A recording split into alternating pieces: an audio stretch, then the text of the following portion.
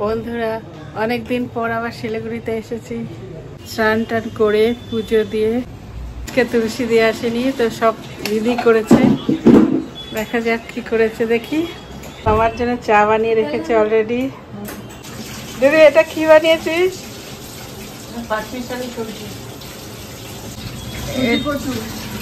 কচু ভাজা মশলা দিয়ে কচুর তরকারি করেছে, দেখেই টেস্টি মনে হচ্ছে।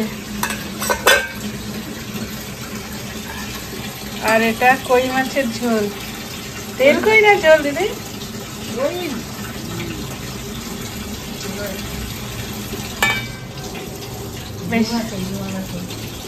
মাছগুলোর পেটের দিকেও আছে, বেশ টেস্টি হবে, এটাও দেখে মনে হচ্ছে। আর যেহেতু মনু এইসব খাবে না, ওর জন্য আবার বোধহয় আলাদা করেছে। মনু এসব কিছুই খাবে না, এই জন্য ওর জন্য করেছে কাতল মাছ ভাজা মশলা দিয়ে, দারুণ।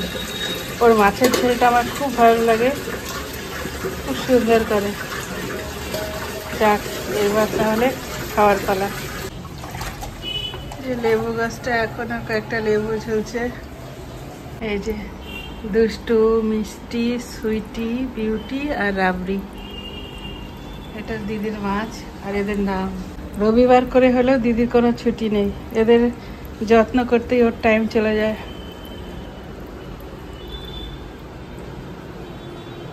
বন্ধুরা, খেতে বসে গেছি। এসেই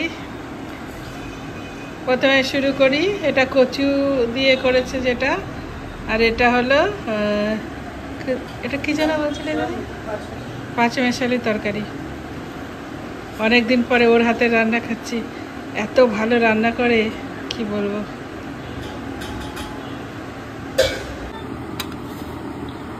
বন্ধুরা, নিরামিষ তরকারিটা দিয়ে খেয়েছি, এবার কচুটা দিয়ে খেয়ে দেখি। মানে এত টেস্টি হয়েছে, মুখে লেগে আছে এখনো। তবে খালি নিরামিষ তরকারি দিয়ে খেলে হবে না, বাদ বাকি তরকারিগুলোও খেতে হবে। ওই জন্য ওটা আর নিলাম না। এই যে এসে গেছে মাছ।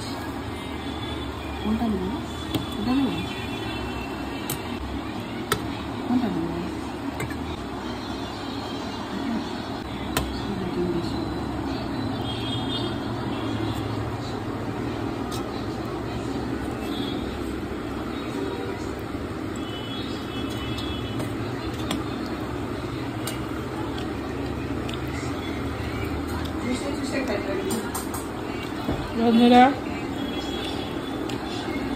ঝোলটাও দারুণ হয়েছে। ওর হাতের রান্না বললাম না, একবার যে খাবে সে বারবার খেতে চাইবে, এত ভালো রান্না করে। আজকে তুলসী দিয়ে আসলে হয়তো এই রান্নাটা খেতে পারতাম না। ঠিক আছে, খেয়ে নিই তাহলে, দেখা হবে আবার।